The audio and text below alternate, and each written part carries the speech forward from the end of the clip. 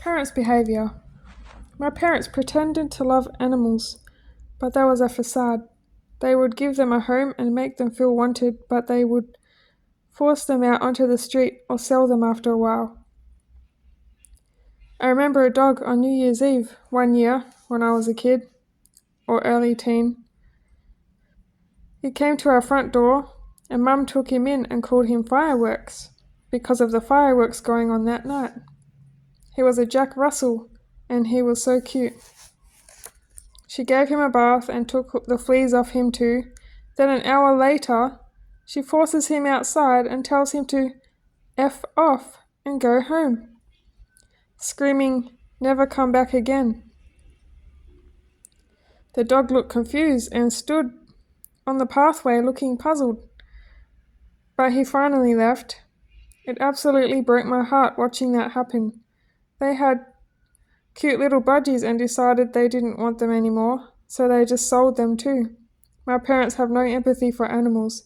They are just good at pretending to love them, like how they disown me, because they easily disown what they no longer want in their life. Another toxic thing my parents did to us kids was influence us to smoke weed. I was 16 when they influenced me to smoke it, which means my brothers were underage when they tried it. One reason my long-term boyfriend broke up with me, one of the times we broke up, was because he was against the idea of me smoking weed. He got angry because his dad had mental issues and committed suicide when my ex was a child.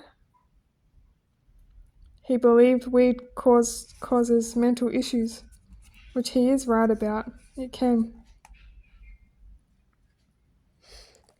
A few times when I went over to my parents' house, when I didn't live at home anymore, I would say hi to my brothers, but they were so high from smoking, they didn't even care that I came over to see everyone. It made me feel unwelcome and unacknowledged. When my brothers stopped smoking weed, they became nice again. Mum and Dad smoked it my whole childhood, and I suspect they have undiagnosed bipolar, in my opinion. They flip out on little things.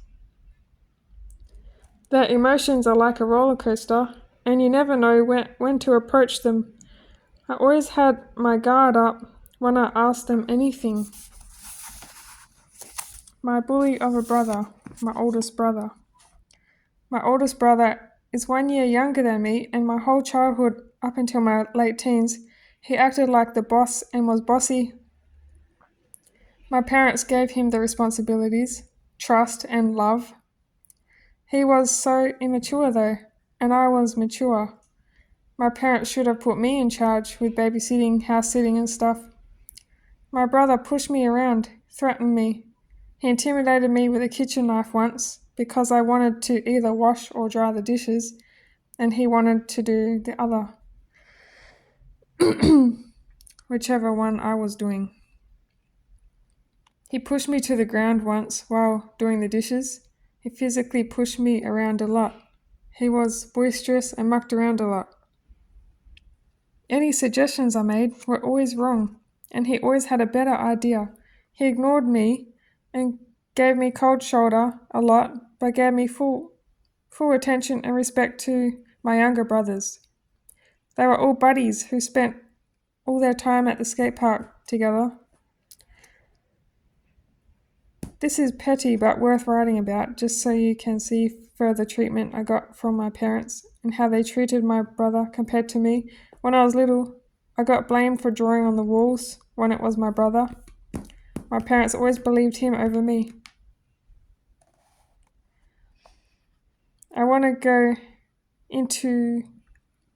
go more into about when my oldest brother destroyed my drum set. I was learning drums and my old boss from the shoe shop I was working at was teaching me drum lessons, and I bought a drum set from my old boss. It was originally quite expensive drum set too. I got it cheaper because my old boss was generous and genuinely wanted me to succeed. My oldest brother stole it off me and played on my drums all day, every day, and it sounded bad and out of beat. He smashed a hole in my drums and never apologized. Instead, my parents took his side of the story. I couldn't learn drums anymore. He ruined it for me. He was the golden child, and I was the outcast. I had to answer to him, and he got away with destroying everything good in my life. My brother thought his friend used him to get to me when his friend asked me out. His friend at the time was my first boyfriend. I loved him so much. Girls use me to get to him too. So it goes both ways to get to my brother. Girls use me to get to my brother. But he resented me because apparently I was stealing his friends. At the high school, one of his friends liked me. He came over to see me more than my brother. But girls did that to me. They would come over to see my brother instead of me. And use me to get to him. I didn't resent my brother, I just hated those girls. I looked up to my brother a lot because he was treated special and he was so confident. At the same time, I couldn't get along with him. I just looked up to him and wished I had his confidence.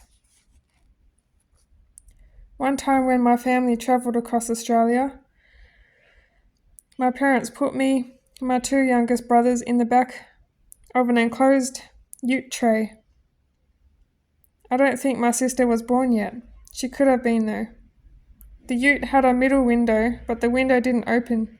My oldest brother got to be comfortably sitting in the front seat all the way across Australia, while me and my other brothers were uncomfortable in the back tray. My oldest brother got given lollies, which he would tease me with through the window with. When me and my brothers were sitting in the car tray, we had to smell a dirty nappy all the way. The nappy must have been from my youngest brother. He was still little. I felt so neglected and unloved. That was a terrible experience for me.